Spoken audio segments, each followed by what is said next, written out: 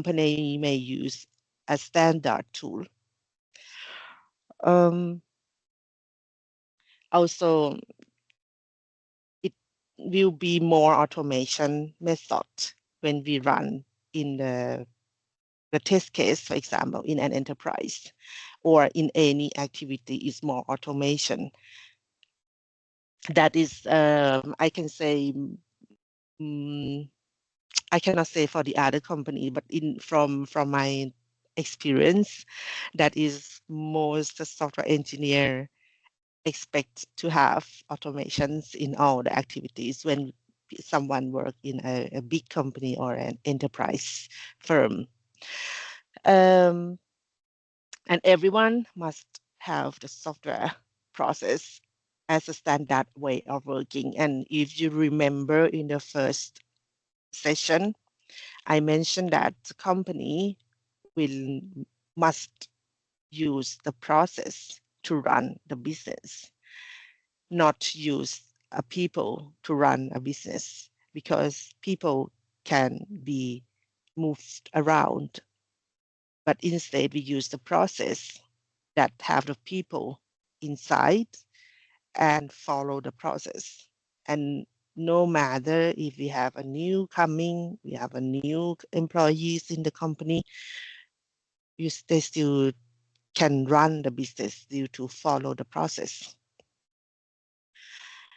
And an enterprise that may be the different company, a local company may require in different location of the world, because that company may need to manage,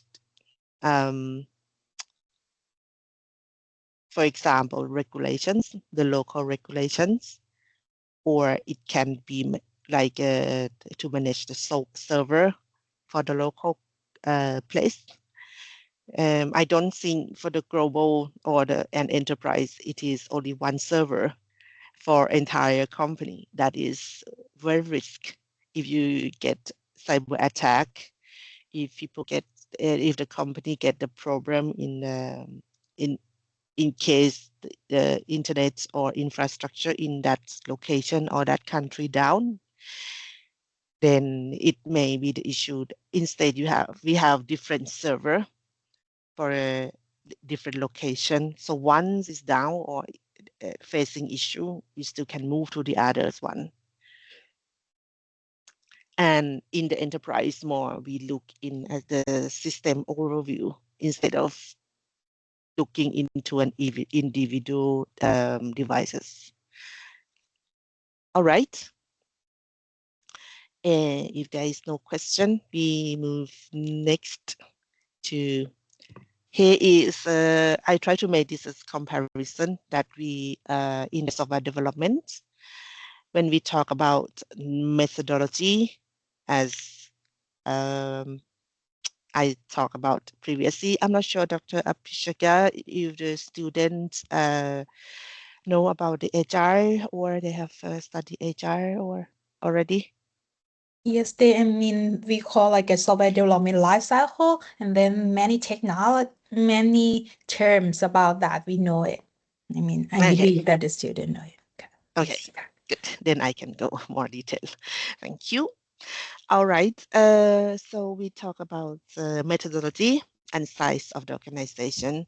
So do you think, like, if it is 1,000 developers or employees or software engineers fit to the Scrum methodology, then we need to think about it, because usually Scrum is used for up to 15, right?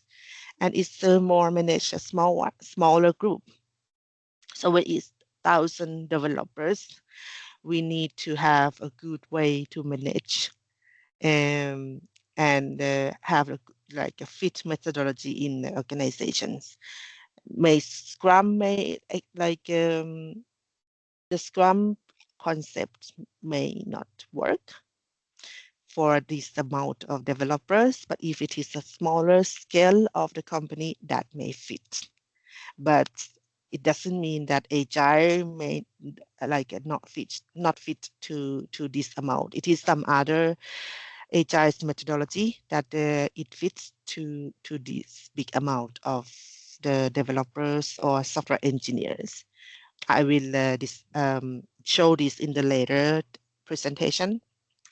So we need this. We should think about, and then if you when you manage your the organization, if the methodology not fit to the amount of the software engineers, that may be the problem to manage. I have example of a company, um, but I will not say what's the name, but that company has, I think, more than thousands software engineers, and they use Agile. But then they found out that the Agile doesn't work well or doesn't fit to their way of working. So they are back some part to the waterfall. And people has this is the big surprise as well in industry.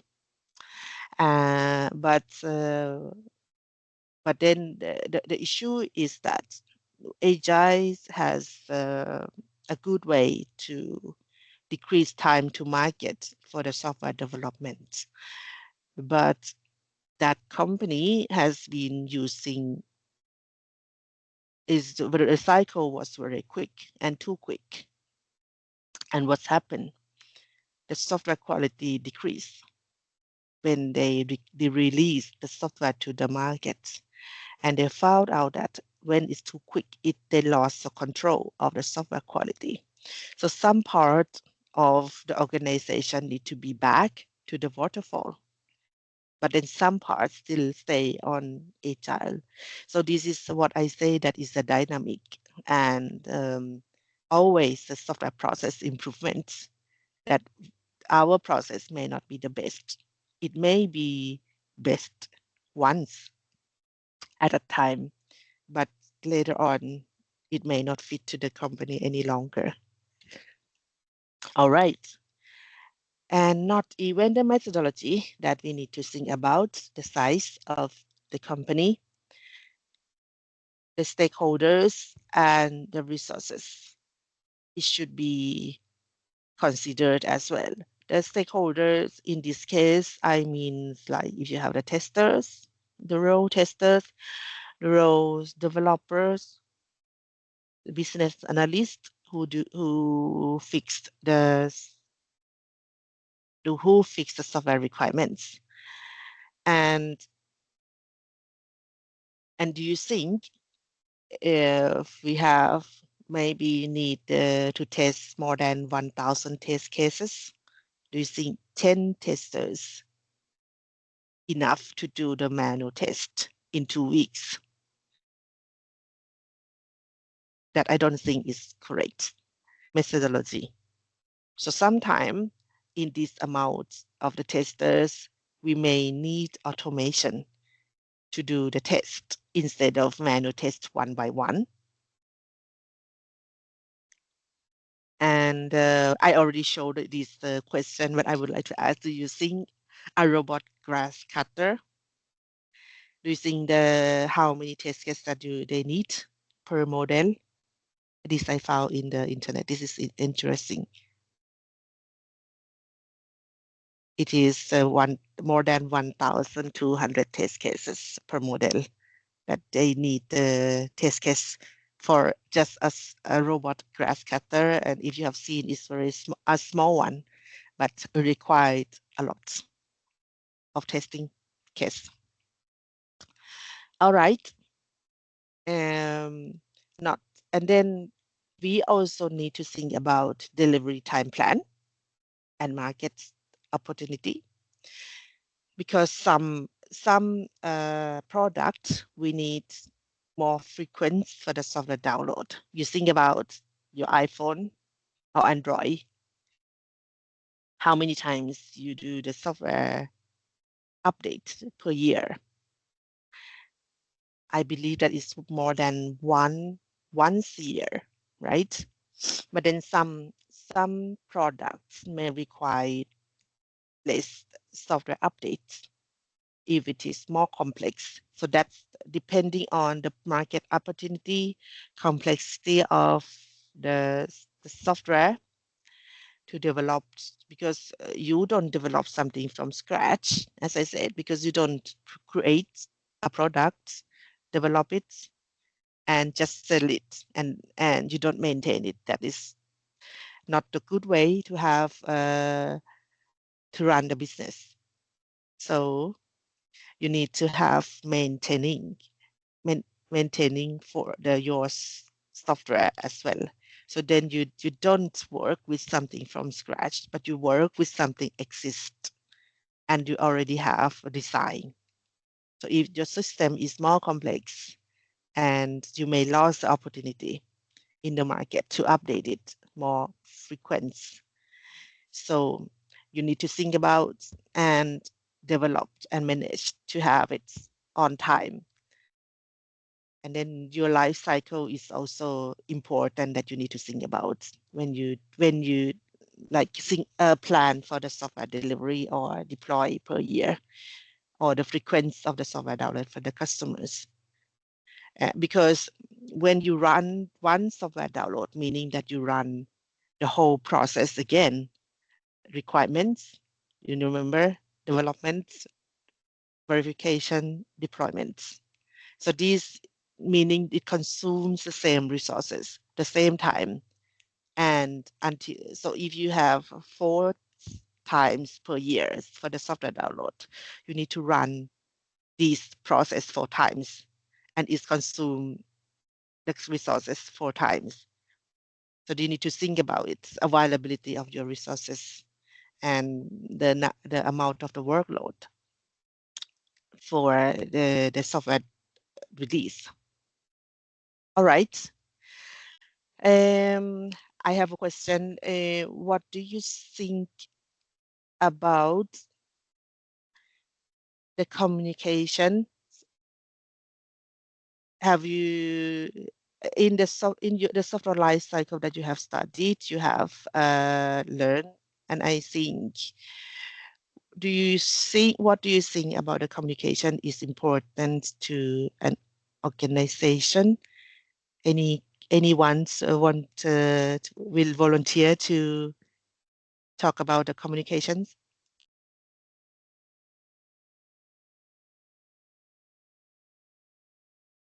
No, very quiet. Don't be shy.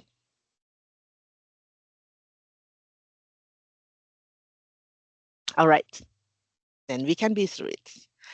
Um, the communications is always important, very, very important, because if you want to manage one software business, you need to communication within your team.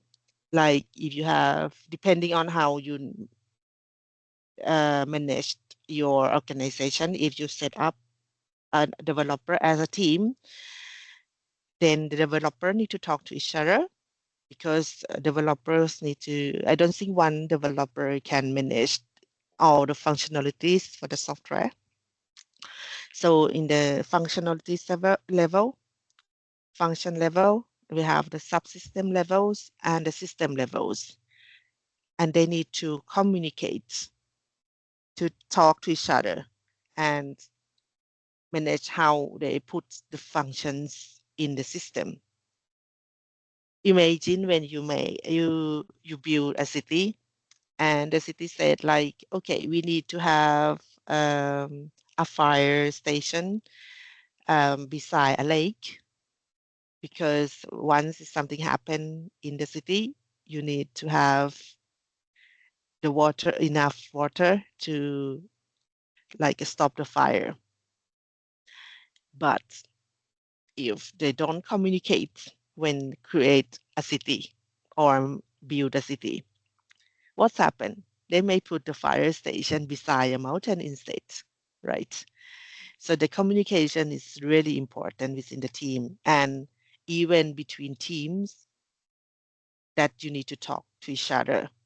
For example, you have the the management level in the company, right? And you have um, management level, and you have like a middle level that maybe break down the policies. And from the policies, we have, okay, what we need for the product. So we have the project level, we have business analyst level, and we have the team level. So it's so different level that we need to, and if those level in the company don't talk to each other, do you think that we can manage well in the business? In my world, that is not possible at all. You may fail in the software delivery. You may deliver the wrong products. All right. The software process continuous improvements.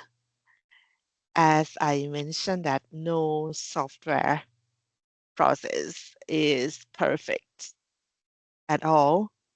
So there is no the best software process. It is only the software process that fits to what you are doing at that time. But it is, you will always find a gap. You will always find what to develop and improve.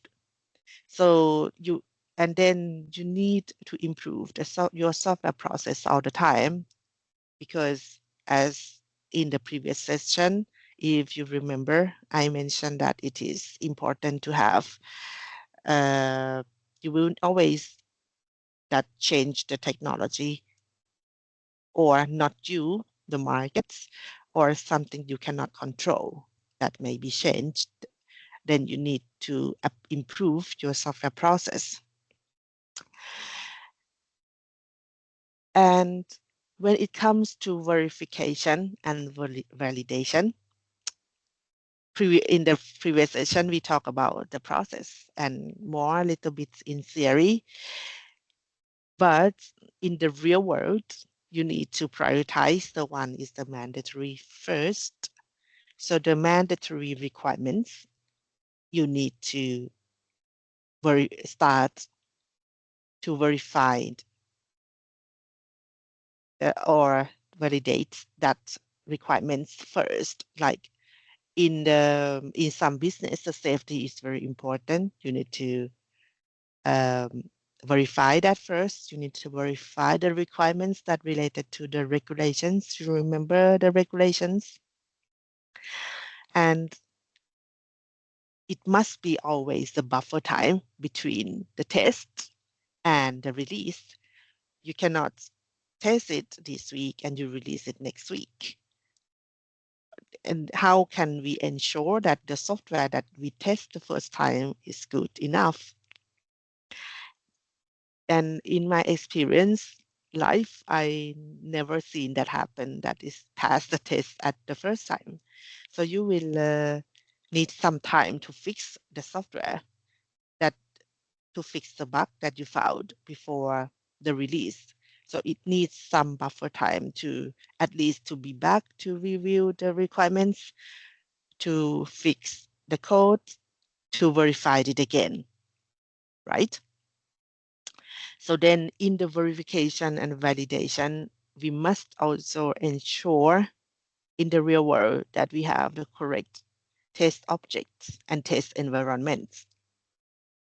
Because then if you don't have the correct test environment or test objects, meaning that you may not have a good quality control in your software production. All right. And when we organize our software release, I would say that in the real world, we will in many times we cannot control the quality of the software, and many times we have the hard time to say the software is good, and we may question what's happened if we release these in-quality software, what will be impact, what is the consequence. So if you have that concern, for example, in the real world, I can, since I'm from the automotive industry, I would give an example from the automotive industries. We have a vehicle, a company have sell the vehicle and they developed the new functions in the vehicles and released. And then once the software engineer found, oh, these we found our safety functions doesn't work well. Do you think that you can release that software? Any opinion? A question to the students. Do you have any opinion? Should we release that software?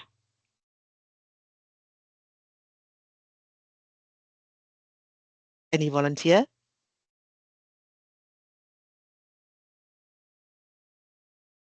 No, so quiet. Okay, so let's continue. Um, I would say when if that software engineer has a role as a release engineer or release manager, we need to think about what is the consequence of that release. If the software in the customer's hand, what will happen? What is the best case that can happen? What is the worst case that can happen? So if you foresee that is more severe after you release that software, the idea is the delay the software release is better to release something that you are unsure. Because if you release something and that may fix some issue that you're facing, but you face and you create a new issue for the customers, that is not a good idea. So if that software the customer has currently doesn't really severe or you know that how you handle the situation, you should not release something that you are unsure. So to delay the software release is better to release something on time, and you decrease the customer satisfaction for your software. And everyone, I mean, not just the software release engineers or the release managers, everyone who is the part of the software development, if you see this concern when you do in the software quality in your part, you must raise your hand and say, this doesn't seem right, and discuss within the team instead of you are waiting until the end of the software that will release next week and discuss. That is too late. So everyone as a stakeholders need to have the questions if you see that thing not doesn't look right in your view when you developed the software. That is important. And as when we back to the previous maybe 2, 3 slides, we talk about the communications. This is the big parts, and communications is a big part of the software development. We always need to talk to each other. And what's happened if you release a bad software and you feel like, we can go ahead. It's just, we need it. In the best case, you may found that, okay, some functions may not work as it should, but it's not severe. And some functions that need mandatory may stop working. That is the next step. Or the customers may need to not be able to use that product. For example, when the customer has a problem like in the vehicle, customer driving. After the software download, the brake system not work as it should, and that function has requires certificates due to regulations. Do you think that that car can be driven? And the answer is no. We cannot drive that car due to the safety reason, and that functions break the law, not follow the regulations. This is people may concern how the software can relate to the law or the regulations. This is one way that and one example. And the company may need to pay for the compensation for the customers in case if some defects. The company may need to call the customer back to the service and do the software update and fix as like many times you have heard like some company call the customer back like vehicles. They found like something wrong with the airbag, call the customer back to the service and then do the fix and change the parts. And that is the cost of the company to pay. And and in the worst case, you may end up in jail or in not jail, sorry, in the court, and the company may be fined, or maybe sometime the company's management level or the CEO may need to end up in the court. Yes. All right. So need to be aware of your software quality always.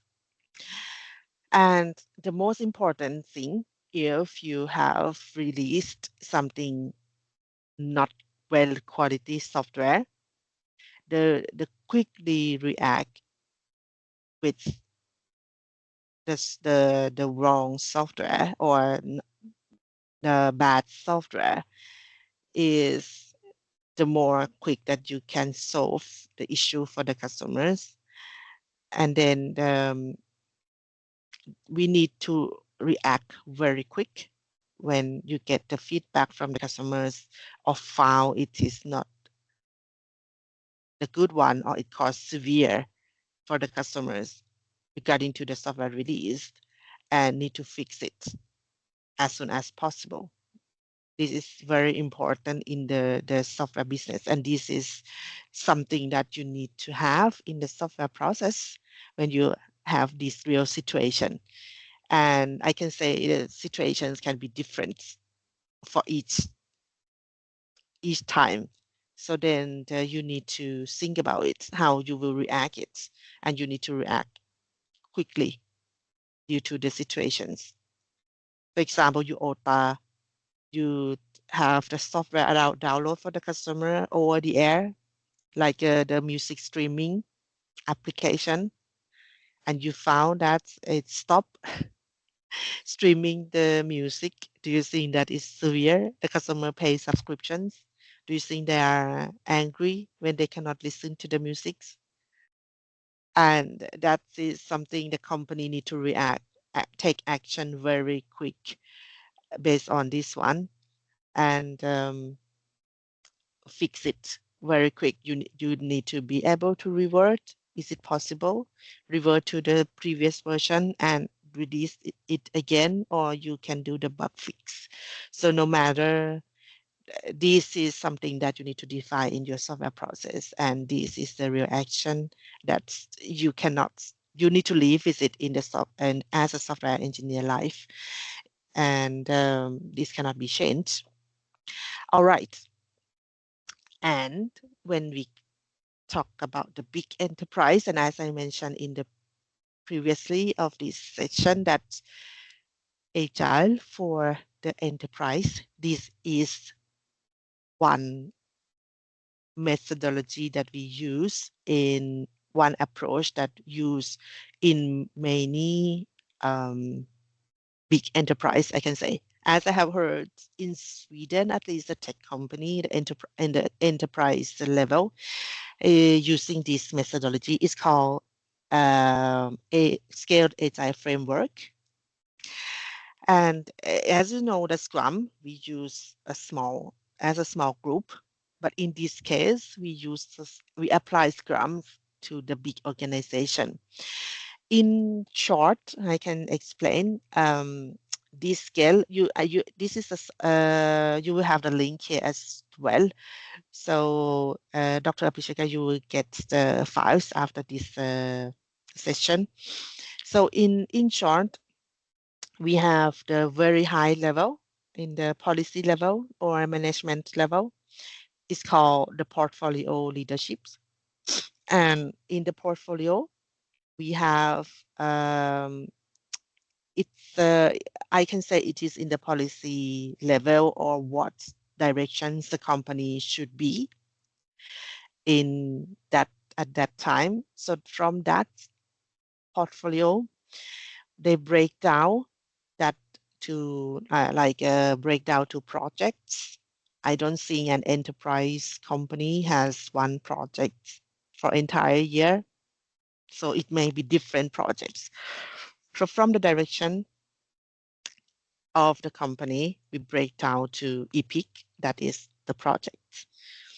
And then the projects, we may not call project manager any longer. It may be called another name to manage that on that EPIC. So then per each time in the project, we managed into this level. It called agile trends. So that EPIC break down to different per system, I can say. You may have the brick system as like with if we for example the vehicles, we have the brake systems, we have the functional safety system like airbag, right? Or the collision functions safety, or you have the powertrain functions that power to the vehicles to be able to drive. That will be break down to this system. And from that system, from this level, we call the trends, it will be broken down to each team to develop like a subsystem in a smaller, and now we will break as to into like a feature or functions per each group. So this is how, and then we apply the Scrum in this level. And this is like the very short. Any question? I don't know if it is confusing for you regarding to Agile approach or Scale Agile framework. No, very crystal clear then. But please raise your hand if we have time at the end of this presentation or any questions. All right, this is the next is my favorite because it's my expertise. Um, I would like to give example in automotive industry, and that may meaning cars, trucks, buses, or any off-road vehicles that we can drive it. Anyone want to give example why what is the difference between the software in automotive industry and in the normal software world? Or the software that you know, like application on the telephone? Do you know what is the difference? Anyone want to volunteer?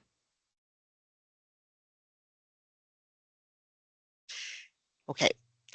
The difference is the automotive industry, mostly we have the software type called embedded software. Have you heard about embedded software before?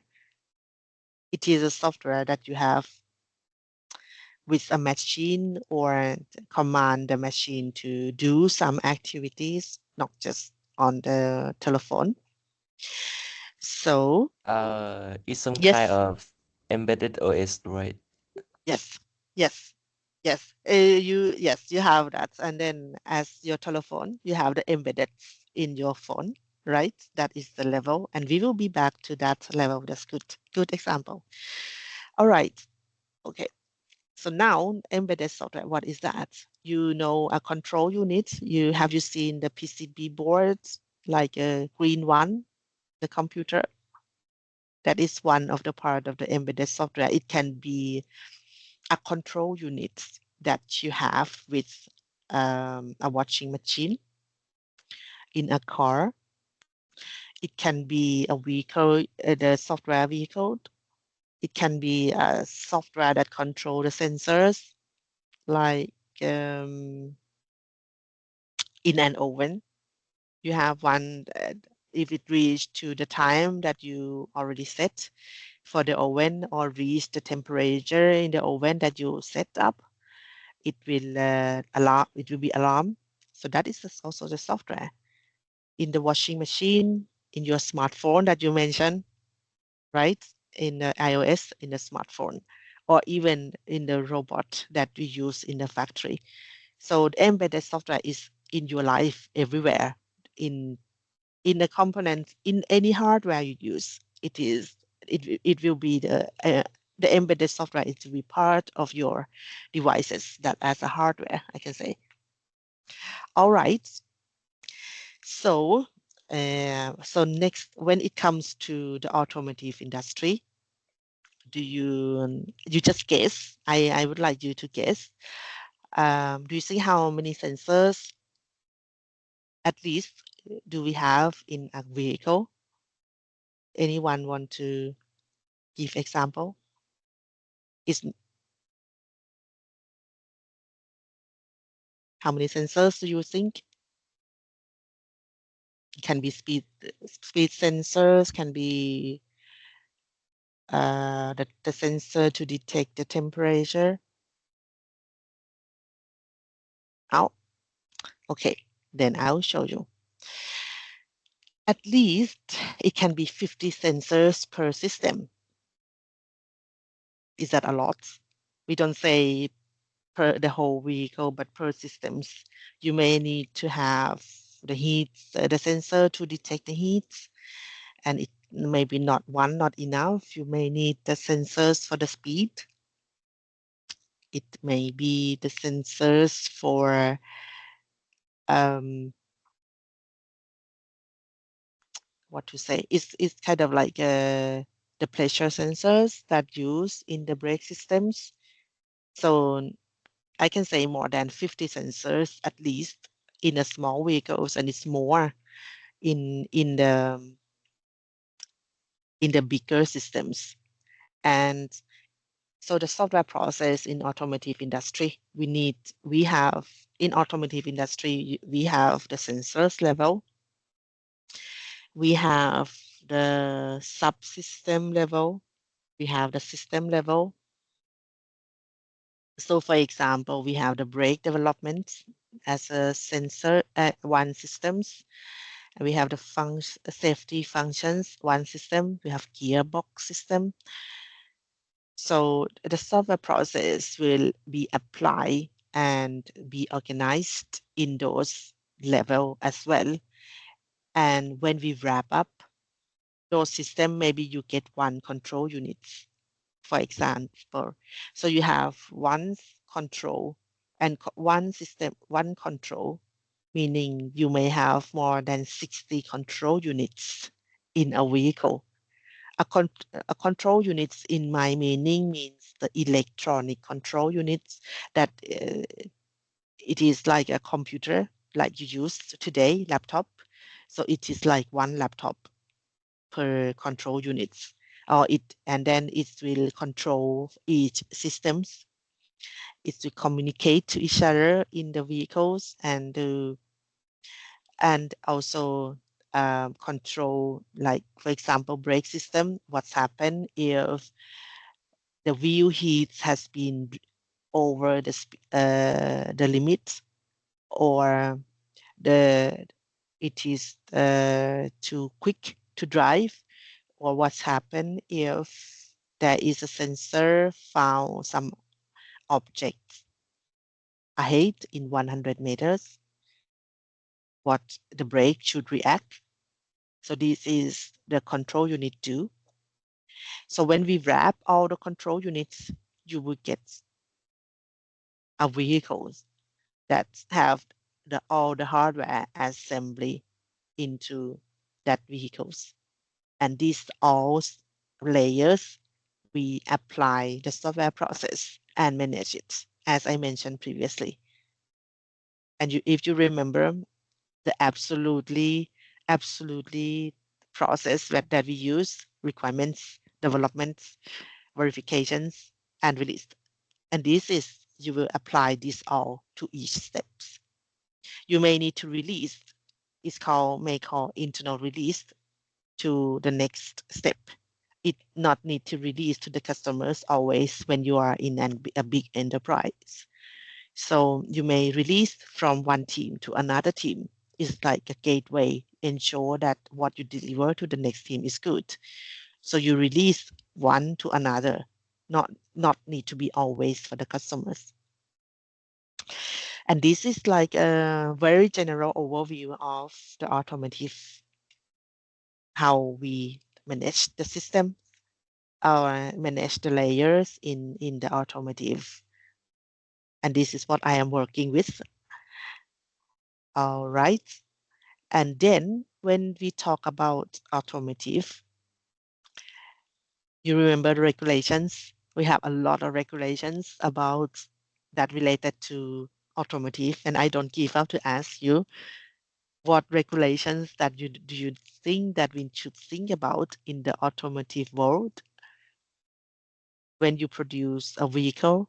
What regulations you need to think about? Any opinion or any inputs that you want to provide?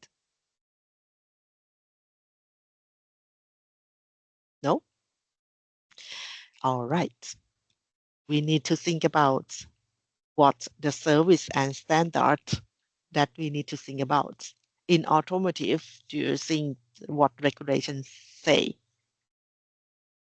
about the service? We need to handle the customer service up to 15 years. That is regulations for at least the trucks that today. And the software updates may be longer than 15 years. So imagine how many times that you need to run the cycle over and over for the software downloads, and how for more than 15 years. You need to think about the environment regulations, the safety regulations that you may need to have the software implement the functional safety software that should be certified by some organizations. What is the local regulations that we need to implement? For example, in the telematic systems in Latin America, they don't allow 5G, but we have 4G and 5G in European markets. So the functions are different in different part of the world. And what ISO standard that we need to apply to the automotive industries when we developed the software or the systems. So this is here we need to manage. Then we need to have these to implement in the software. And when we talk about the software design or in the automotive industry, this is fun. It is not just embedded software, I can say, in the automotive industry. And this is we have in this. Yes, someone raise your hand. Please. Is the ISO is stand for International Organized for Standardization? Yes, kind Oh, of. I am not working with ISO, but it is. Yes, I think so. okay. Yeah. I can give an example that we have some, and it's so many ISO, and one ISO that's in automotive industry using is 26262.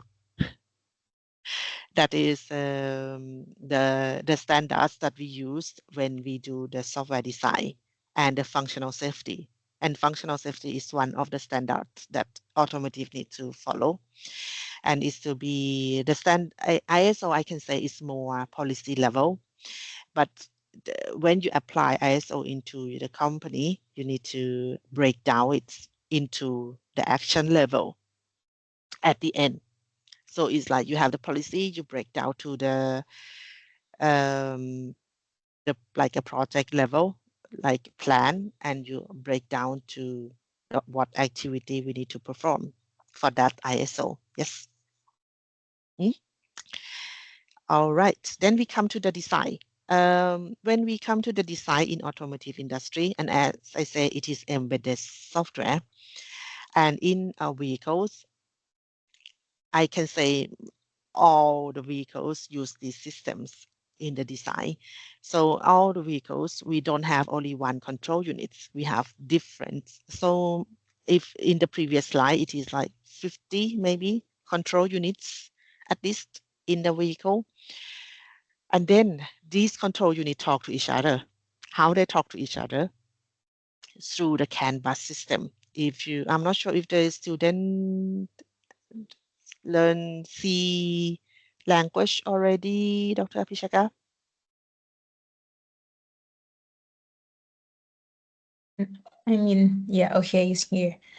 Uh, Yeah. we we studied like a Java, like based, object-oriented Uh, programming, and then yes, for those who are interested to learn more languages, they can learn by themselves. And I think uh, the C is also one of them. Yeah. yeah. Okay. Then thank you for the answer. So C is the basic when we talk about embedded software or low level because yeah. And in general, Canvas is like the road or infrastructure for the control unit in the vehicle to talk to each other. And in that, it will be once they talk to each other, like we say, control unit is a community.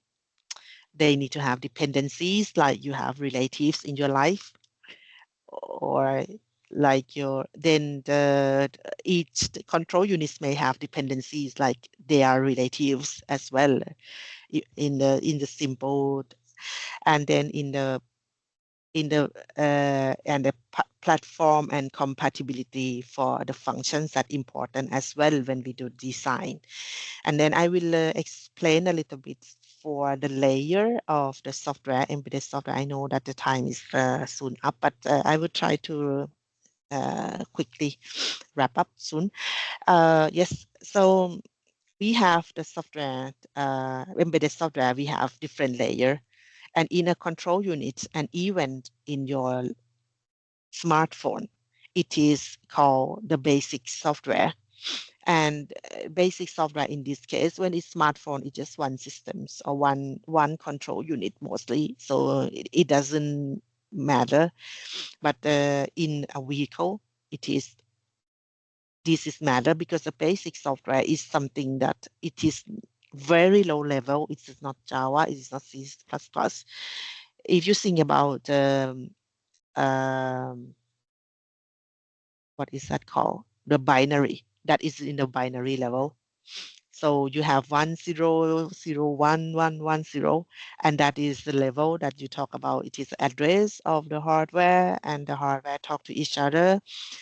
And what state, if the control unit it should be in the sleep state, it should active state, and this will define say when the electronic control unit need to talk to each other. And in the higher level of this uh, basic software, it's called embedded software. The embedded software is something that if you have heard about diagnostics, about the software download, this is also embedded software. You download iOS, this is embedded software. You have read out the fault code from the unit. This is the embedded software. And when the sensor doesn't work properly, uh, this is also the embedded software to detect. So this is something embedded software to say some machinery or sensors to do something or take some action for the hardware. And then we have application level, that is that as like application, that when it comes this input, if it is too high heat, what to do. So this is the level, this is in the application level. And embedded level will kind of like will be the foreman to say, hey, you do this, you do these activities for the hardware. And I hope that is show you a overview of pictures of the embedded software. All right. So when it comes,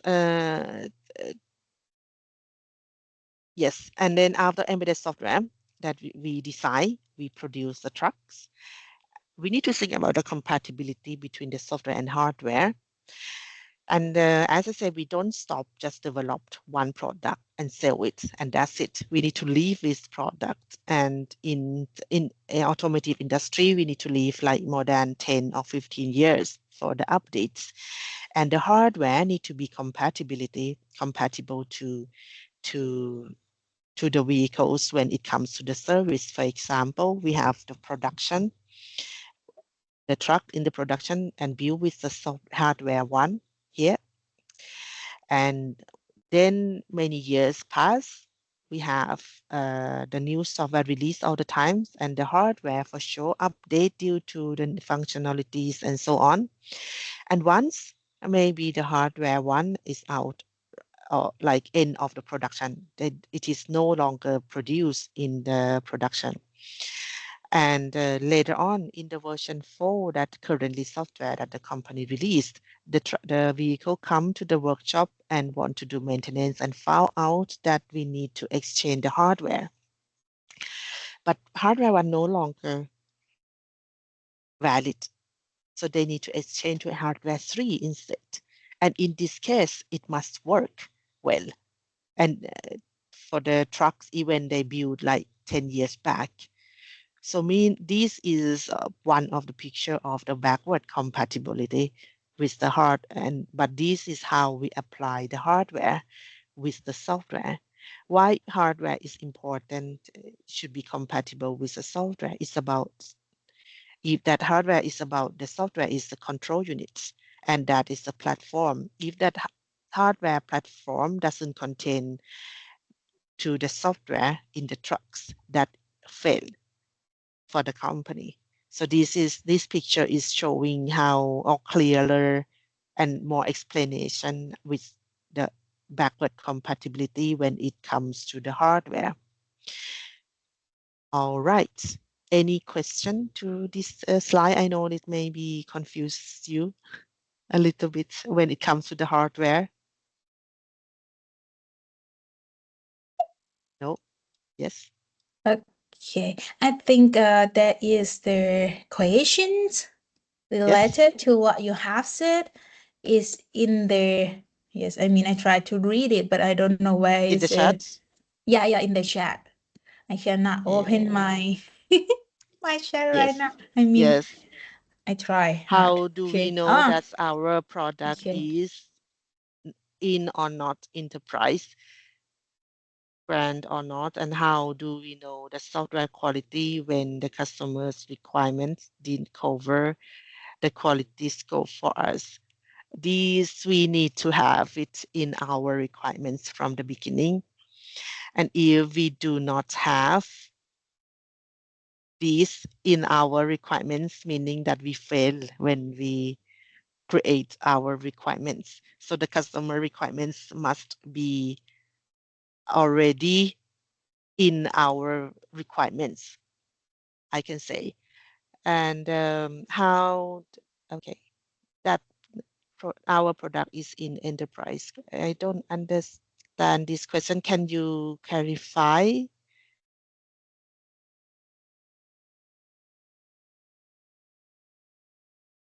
If do you mean that if this product is an enterprise or not, right? Maybe. I think so. I Now, just think it's okay, got to be.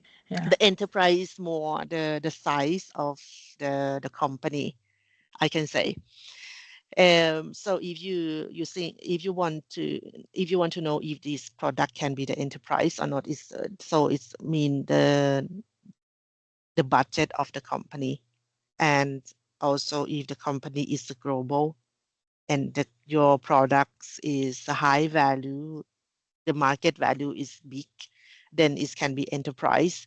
I'm not sure how much value of or the value of the company should be an enterprise, but if I can say in general, it can be if you are a global company, if you can, it is um, that you have in many base. Like for example, CP in Thailand, that is enterprise. And if you have, it is like Toyota or Honda, that is enterprise products. Yeah. And also even we talk about, I'm not sure, but I'm not sure about Spotify is an enterprise, but I I am not really sure about the like a Spotify. But if we say like Volvo is an enterprise because it's many country based, because the Spotify have very less limits information about their company. The standard policies is if we talk about the policy, the policy I mean is the policy in the company, not in the public. So it's more the standard in your company or in an enterprise, because enterprise you talk about 10,000 or 5,000 employees, so you need to have a policies to say, okay, what direction the company should be, how we should be as organizations, for example.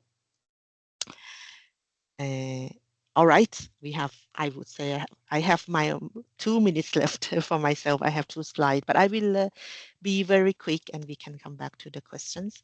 All right, after the compatibility for the hardware, the difference between the pure software organization and the and the embedded software for the verification and validation is you need to apply the hardware in all elements that you do the test.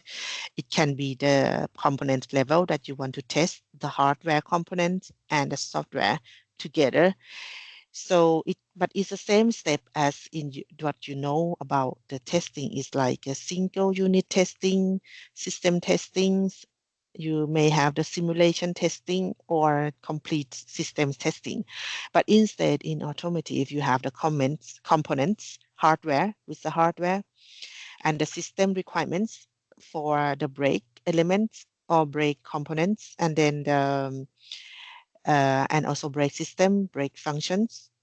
And sometimes you may not be able to test in the real vehicle. We call rig testing. We have the hardware control units exactly the same as in the vehicles, but that cannot be driven, but the system still work in the simulation world with the real hardware.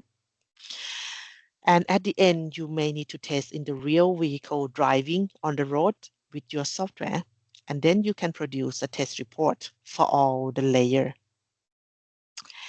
Yes, and the last one, I would like to give you this clearly again, that you always need to improve the software planning or software like or the process in your organizations.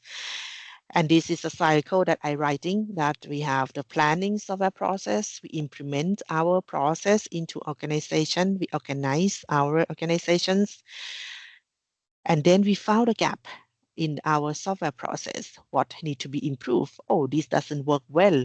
Doesn't cover this. We found a fault, the faulty, and this we cannot cover by the process. Then we need to improve our process. And after we improve it, we write it down as a process again. And then it will be this cycle over and over. You cannot be end with your software process or your software planning, and you need to organize your plan and change it when that dynamically. And that is all that I want to show you today. And I know that we have 4 minutes left. Any questions or anything you want to provide input or feedback? please. Yes, Ratchanon. Yeah. I remind us last week you say that uh, software delivery always late or something. I Yes, have a yes. question In the that real world, yeah. yes, as a leader, as a manager at that time, if you know that your product gonna be submitted late, what should we do Yes. at if we is a manager? Okay. First, we need to define what in which level is late, and then we need, if we found figure it out very late, that okay, it soon will be very late, and then too late to do something else. We need to check what first define what is the consequence if we are late. For example, if we have the factory with the hardware, we need to define what is the consequence, what will be happen, and talk to that department or group that may impact due to this late, and we plan everything again in short, and as soon as possible need to release, but that based on when we back to this slide, we do not release anything that is not good enough or that create a new problem. So if we delay, we need to replan everything, try to define what is the consequence, replan it, and try to manage it. And you need to have like it's kind of like a task force that you need to hot fix together and try to push it. So you need to have overtime to work with that due to the new plan. So that is what we can do the best, but that is apply based on situations. And that is a good question. And in the software business, it's always, I can say 80% late software delivery in my experience. Yeah. Yes, Mm, thank you. thank you for the question. Anything else? Anyone want to provide your feedback? You can also say like, oh, this is, I can So improve this. Yes. so why don't you test on production when you don't want it to be late? I'm We just kidding. don't we don't taste in if you say in the factory we don't taste it there, but we taste it during the development. Is that what you mean? Yes, I think he also asked like why don't you do the test on production? Maybe he's just like And we I back mean, yeah. to when then we back to do you need to have a buffer time? You remember when I said between testing and release. So if you don't have that buffer time, the hot fix always leading to the risk that you may face another issue that may be to create a bigger issue.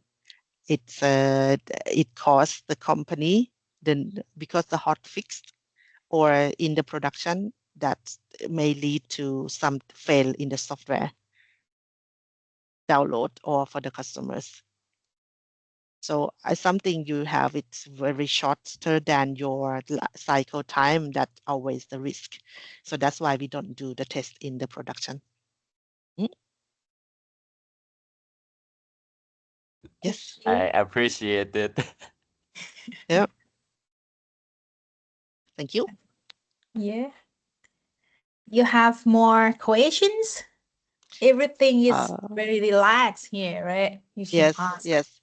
So please ask, or if you have more questions afterwards, send also send. You can also send the questions through Dr. Apishika, and then I will be more welcome to answer.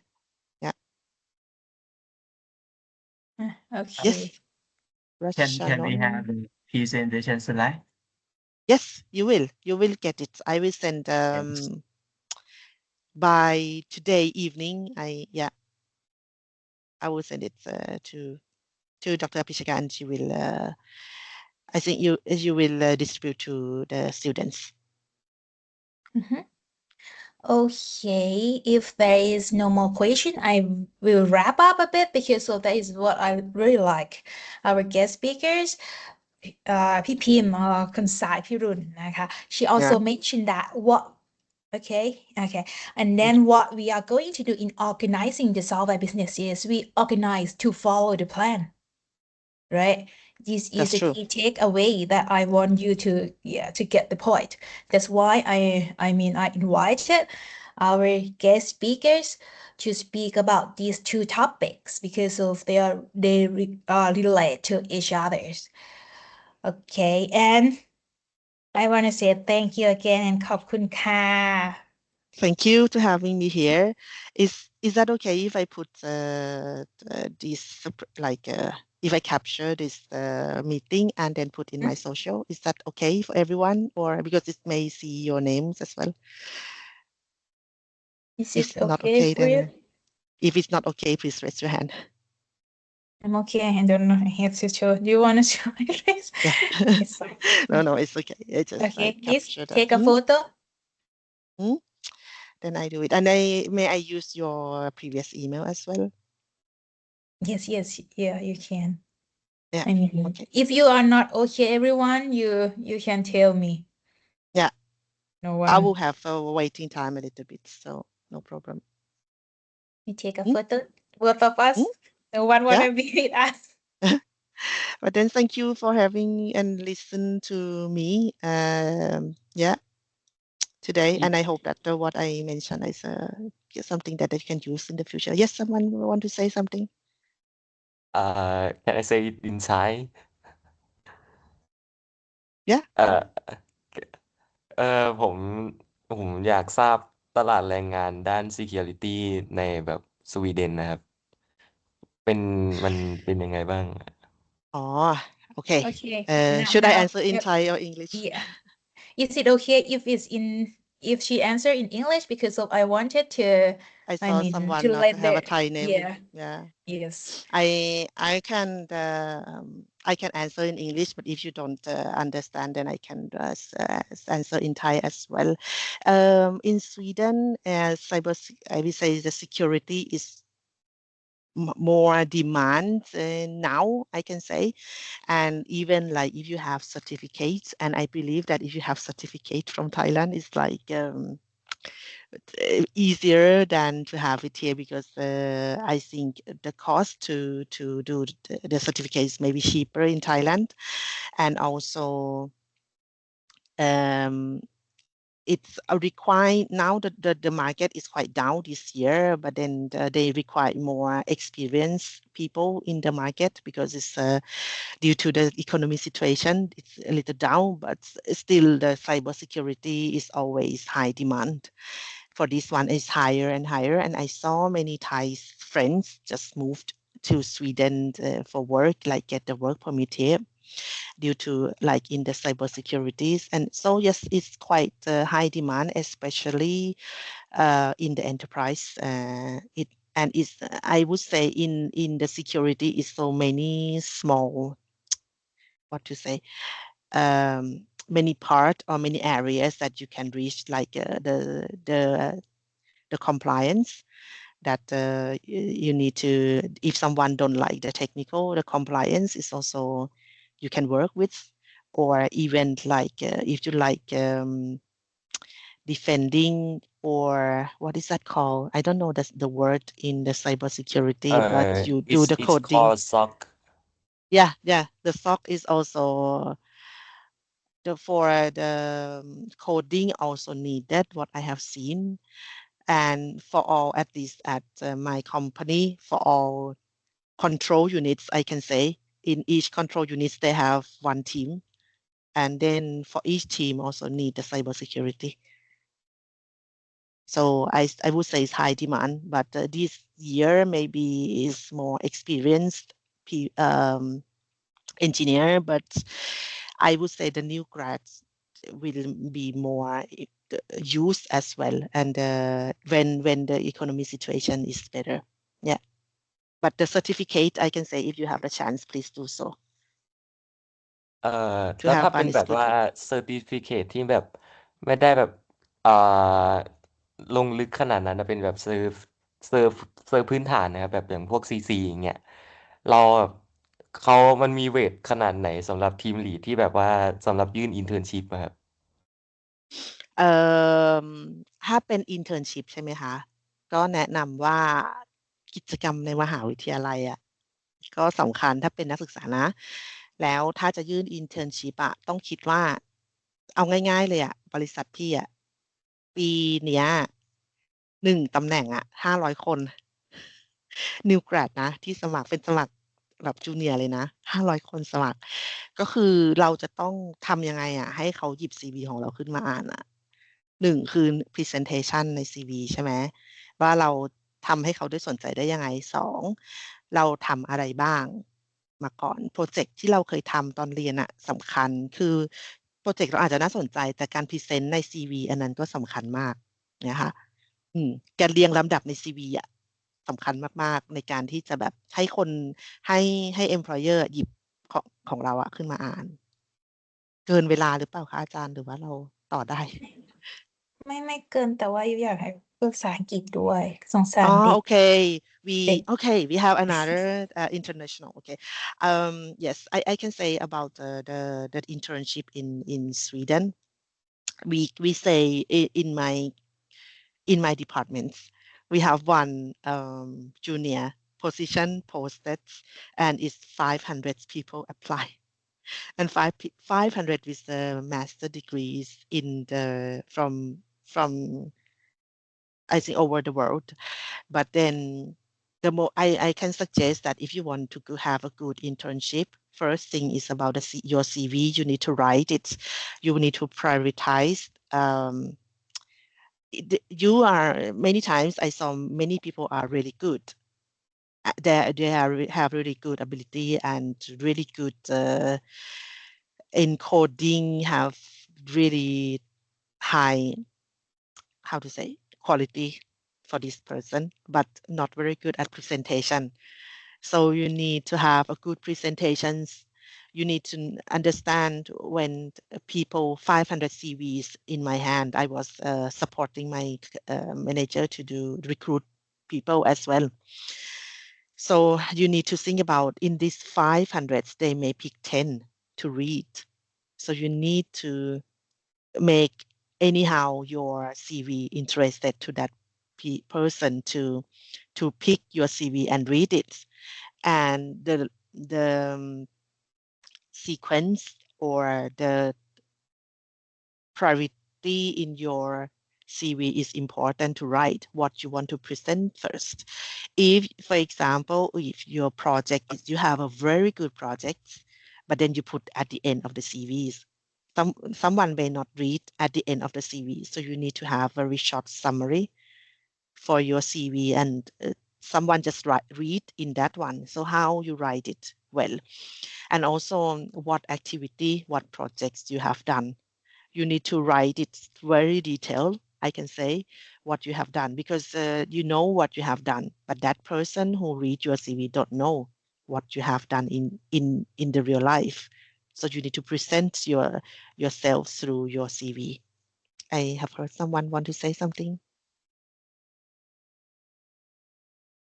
Oh, yeah. So internship and if you can have a certificate as a new grad or a newcomer in the in the job market, I can say that it can be a plus. Or if you have done summer work or practice, even in a short time in some company. For me, as I was not a recruiter, but I was kind of like not recruit, but was in the recruit process with the people. I can say that that is a beneficial when you even like in the summer you can go to some company. Oh, can I do practice in your company? And you write down in your CV what have you done in that like practice in that company or intern in the small, even the small or big company, it doesn't matter. It's more in Sweden, it's more what you have done. In Sweden, it's more, I would say in my working life, I never seen anyone look at your grades. I don't care about people grade at all. Like what is your GPA? But I care if you finish your education. I care about what project you have done. What is your personality? In Sweden, we don't want the best people. We don't want outstanding people. We want people work in the team. So you need to be a good team player.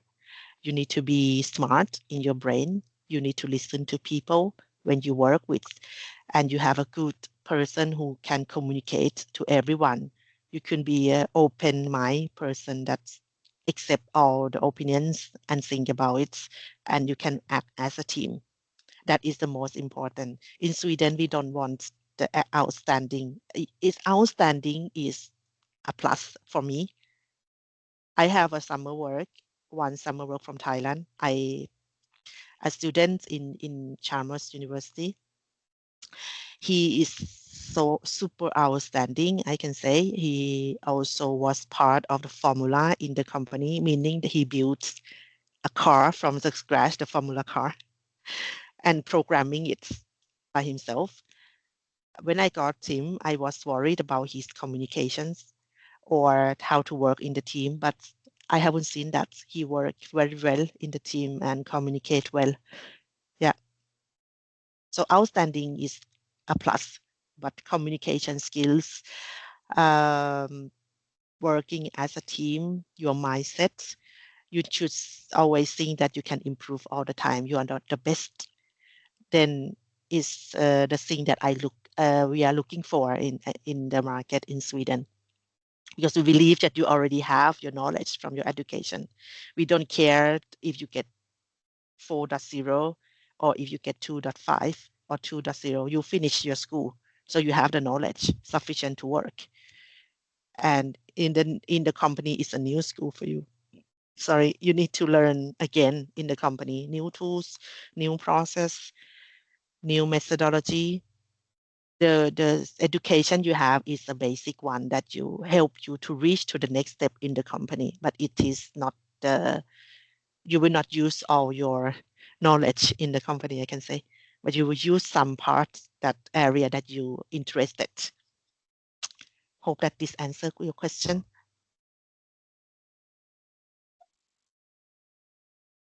ขอบคุณ Any ค other รับ question? ยินดีค่ะ ผม ถามอีกอันได้ไหมอะมันดูเป็น ได้ คำถามที่ yes งี่เง่าหน่อยนะ แต่ว่า ค่ะ ผมจะรู้ได้ไงครับว่าโปรเจกต์ที่เราทำมาเนี่ย เราควรเอาใส่ใน CV จริง ๆ ไม่ใช่แบบ รู้สึกว่าควรเอาใส่ก็เอาใส่ you all the software projects that you have done, even it is so silly, you should have it. I can say. When I was a student, my project is a pie checker. My project was a PCB like Arduino board, and I connected the camera because the idea just want to watch the pie when the pie is done, then it's alarm. So when it's correct color, then it should send me in the application and say, hey, your pie is done. Just the idea that I like to eating pie. And that is so silly, I know. But I put in my CV, and I talked to my first employer. That's when I was in the first interview, and he said, and my manager that time, he laughed so hard, and he really liked the idea. So it's nothing silly or it's not stupid. If it is related to your expertise, just put it in. But then you need to, as I said, you need to describe it well, what you have done in your CV.